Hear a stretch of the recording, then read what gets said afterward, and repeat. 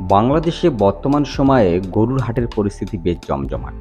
বিশেষ করে কুরবানির ঈদকে সামনে রেখে সারা দেশের স্থায়ী ও অস্থায়ী হাটগুলোতে বেচাকেনা শুরু হয়েছে।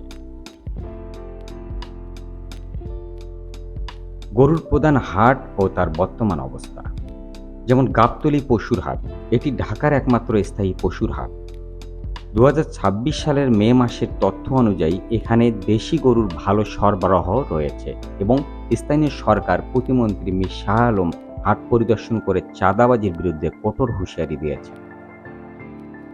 আঞ্চলিক হাট, নওগাঁর মতো বড় আঞ্চলিক হাটগুলোতে এবছর প্রায় ৩,০০০ কোটি টাকার পশু বেচাকেনার সম্ভাবনা রয়েছে। বগুড়ার ধাপের হাটেও নিয়মিত গবাদি পশু কেনাবেচা চলছে।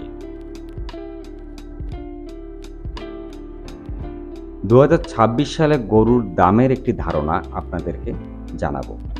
ছোট মাঝারি দেশি গরু প্রায় ৭০,০০০ টাকা থেকে শুরু।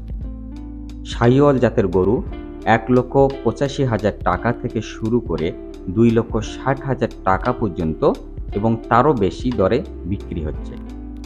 হট স্টাইল ফ্রিজিয়ান প্রায় ২ লক্ষ টাকা থেকে শুরু করে ৩ লক্ষ টাকা পর্যন্ত এটি বিক্রি হচ্ছে।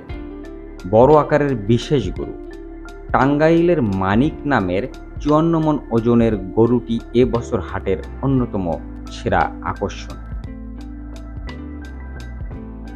বর্তমান সময়ে হাটে যাওয়ার ঝামেলা এড়াতে অনেকে অনলাইনে গরু কিনছেন।